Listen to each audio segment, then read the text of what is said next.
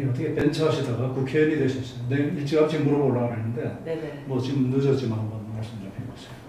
그러니까 제가 그 소프트웨어 기업을 창업했잖아요. 근데 이제 테르텐. 네네, 테르텐 데이터 보안 회사였는데 우리나라가 IT 강국이라고는 하지만 대부분 보시면 전자 쪽이에요. 그게 하드웨어 기반의 삼성전자 보시면 아시지만 소프트웨어라는 게 참 제값을 받기가 힘들어요.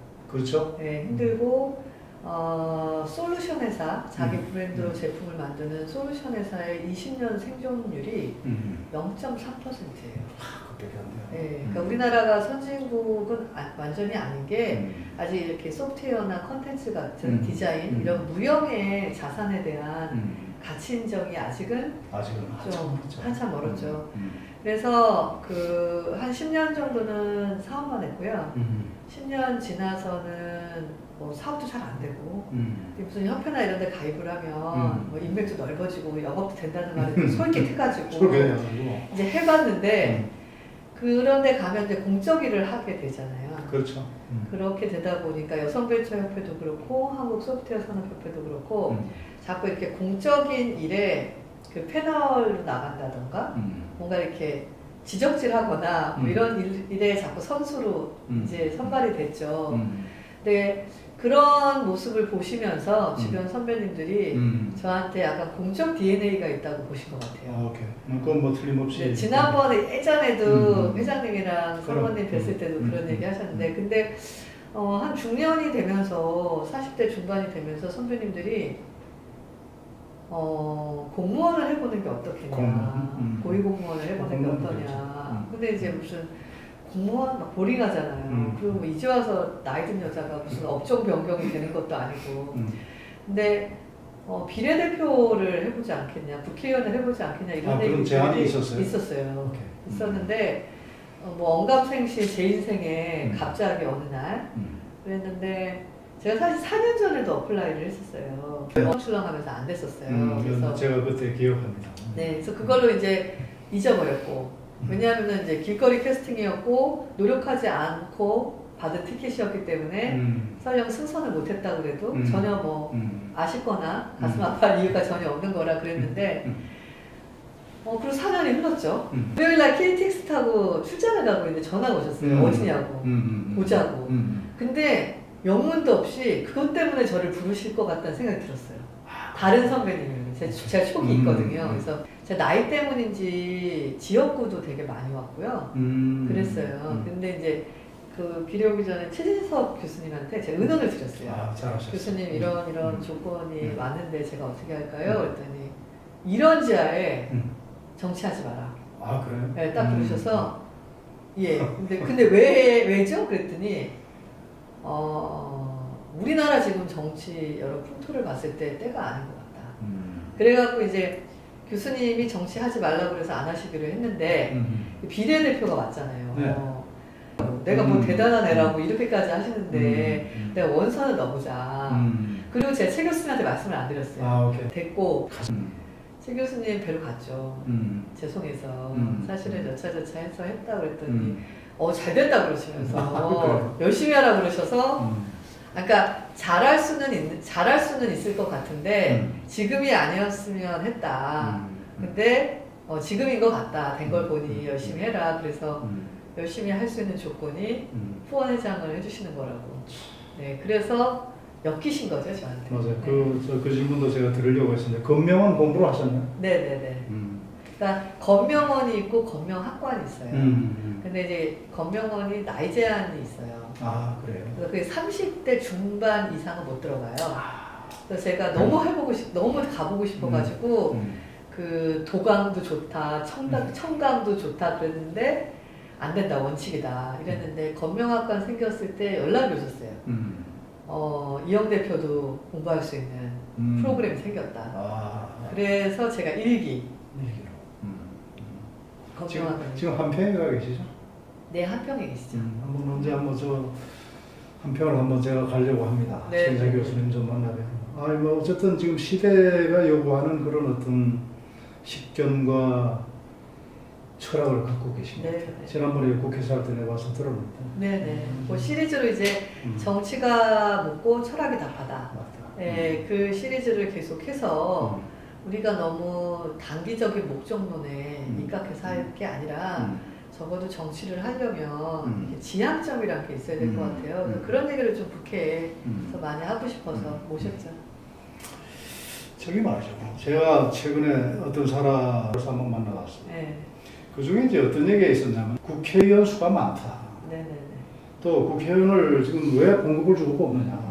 명예직 무보수로 하고 뭐 실비는 당연히 국가에서 지급을 하더라도 급여를 갖다 주고 하는 것은 그건 아니다. 그런 이제 주장을 하시는 분 있어요. 어떻게 생각하세요? 일단은 여기 오기 전까지는 국회의원에 관심이 없어가지고 어떤 개인적 견해가 있지는 않았는데요. 여기 와서 많은 분들이 국회의원이라는 사람들에 대해서 저를 포함해서 선입견과 실망이 되게 많으시잖아요. 그렇죠. 근데 일단 밖에서 생각하시는 것보다 여기서 일이 굉장히 많습니다. 바로 이제 그 점을 제가 좀 여쭤보고 굉장히 일이 많고 그 다음에 정말 고3처럼 일해야 돼요. 공부하고 일해야 됩니다. 그런 얘기를 좀 해주세요. 네네. 근데 이제 그 중에서도 선택이 있어요. 그것을 힘들지만 지역구 관리하면서 힘들지만 병행할 것이냐 아니면 난 지역구만 관리하고 보좌진한테 내릴 것이냐. 그러니까 그거가 존재하기 때문에 사실 생기는 문제 같아요. 왜냐하면 이게 한쪽만 잘못하는 건 없어요. 제가 봤을 때 이게 다 이렇게 유기체처럼 물려 있잖아요.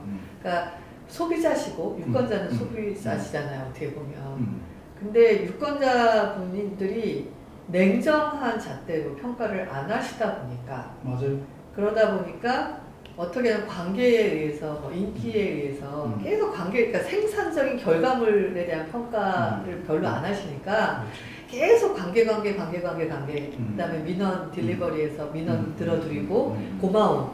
그러니까 주로 이렇게 약간 그러니까 정치도 선진국이 되려면 유권자분도 같이 바뀌셔야 되거든요. 100% 제가 공감합니다. 네. 결국은 유권자들의 눈높이가 정치의 네. 수준 같아요. 네. 그러니까 이런 얘기를 제가 했잖아요. 지난번에 가덕도 저걸 보고 저는 뭐 좀처럼 페이스북에 그런 얘기 안 쓰는데 이거는 내가 한마디 안 할 수가 없다. 이거는 정말로 후세들의 잘못하는 짓이다. 네. 어떻게 그 타당성 조사, 이런 연구, 영역 조사 있고 다 그런데 그런 거 싸그리 무시하고 선거 때 표 얻으려고 하는 것이 눈에 뻔히 보이는 이런 짓들을 하고 네. 그러면 이거를 갖다 응징하고 하는 방법은 딴 거 없다. 국민들이 그렇게 정말 엉터리적인 결정을 내린 의원들을 뽑지 않으면 되는 것입니다. 그게 참 힘들더라고요. 네. 지금 방금 말씀하신 그 논리대로 결과를 지금 안 보고 그냥 과정에서 그 표, 그 다음에 내민을 누가 잘 처리해주느냐 이 정도 자기의 어떤 이익을 대변하는 그런 어떤 기관 정도로 보니까 그런 현상이 되풀이되고 있는 것 같아요. 국회의원들을 그렇게 우리가 일식해서는 안 되잖아요. 그렇죠. 그러니까 예를 들면 안일하게 일하시던 분도 유권자분들이 매의 눈으로 지켜보고 계시다고 생각을 하면 변화할 수 있는데 심지어 일하려고 들어왔다가도 유권자분들이 대부분 무관심 그 다음에 비난 아니면 내가 필요한 민원 이렇게 자꾸 하시면 사람이 아무래도 해이해지게 되는 거거든요. 그래서 물론 그러시던 안 하시던 역사관을 갖고 국민을 위해서 열심히 해야 되는 게 국회의원의 사명과 책임이라고 저는 생각합니다. 하지만 모든 결과를 그 국회의원한테 하는 것에 대해서는 조금 함께 생각해 볼 여지가 있다는 것과 정말 일이 이곳에서 많고요. 열심히 일하고 계시고요. 그래도 양쪽 다 대한민국 정치 선진화를 위해서 변화는 분명 필요합니다. 바로 이제 어쨌든 뭐 소비자가 이제 그 국민들인데 네. 그 국회의원들이 지금 이제 하시는 일, 그다음에 또 보좌진들이 하시는 일 이런 분야에 대해서 국민들이 좀 납득할 수 있는 그런 어떤 적이 되면 훨씬 더 그 이해의 그 폭이 좀 높아질 거라고 생각해요. 이 의원님께서 생각하시는 앞으로 바람직한 국회상, 또 정당상, 정치상 혹시 그런 말씀이 혹시 계십니까? 일단은 작은 거에서 큰 거로 갈게요. 그럼요. 제가 생각하는 정당상은 뭐냐면 일단 국민의 눈높이를 맞출 수 있는 정당이어야 된다고 생각해요. 그러니까 저는 정치를 잘하고 있는지 못하고 있는지 가장 쉽고 확실한 방법은 저희 엄마랑 동생한테 물었을 때 그래 그게 맞지 라면 기본은 하고 있는 거예요. 근데 물었는데 엄마랑 동생이 그게 말이 돼? 라고 하면 그건 잘못하고 있는 거예요. 그러니까 사실 정치가 국민들을 이렇게 리더십을 갖고 그 다음 어떤 시대로 점핑할 수 있게 나라가 끌고 갈 수 있는 리더십이 있으면 너무 좋겠지만 만약에 그걸 할 수 없다면 적어도 공감을 할 수 있는 리더십 정도는 발휘를 해야 된다고 생각해요.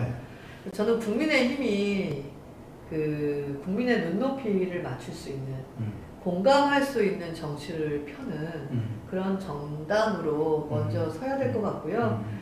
그런 다음에 그 다음 단계에서 뭔가 이 나라를 점프시키고 국민들을 더 나은 나라로 리더십을 발휘해서 이끌 수 있는 그걸 도전해야 될 것 같아요. 지금은 아주 베이직하게 백의종군한다는 심정으로 저만 부모님이 있고 저만 뭐 형제자매가 있는 건 아니잖아요. 저희 당에 있는 103분 모두 부모 형제들이 공감할 수 있는 정치를 먼저 하셔야 될 것 같고요. 제 바람입니다. 좋은 말씀.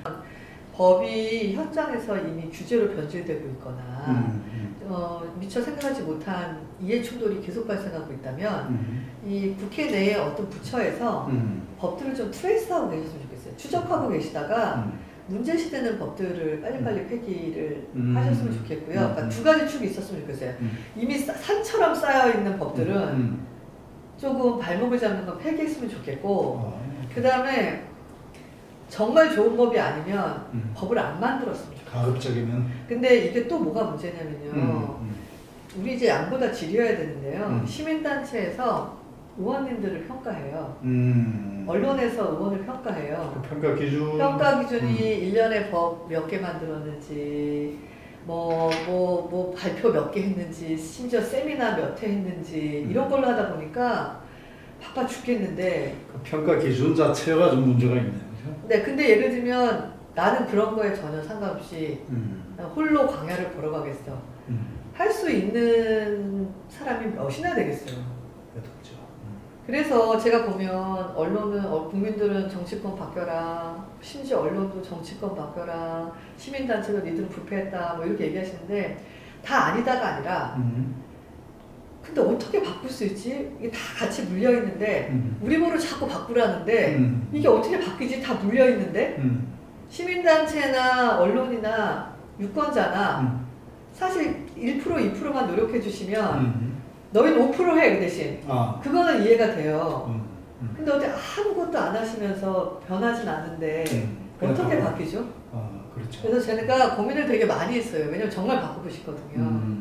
정말 바꾸고 싶은데 그러려면 같이 노력을 해야 될 것 같아요. 그렇죠. 네, 정치권이 많이 노력을 해야 합니다. 근데 같이 노력해야 돼요. 그러니까 그게 제가 봤을 때는 이제 직접 민주주의의 가능성이 지금 어쨌든 디지털 트랜스포메이션이 지금 현재 무르익어가고 그러면 앞으로 그의 기회는 점점 더 많아질 거라고 생각해요. 결국은 우리 이영희 의원께서 지금 말씀하신 그런 어떤 정책들과 그런 어떤 철학들이 제대로 반영되기 위해서는 힘이 있어야 되잖아요. 그 힘은 어디서 나오냐면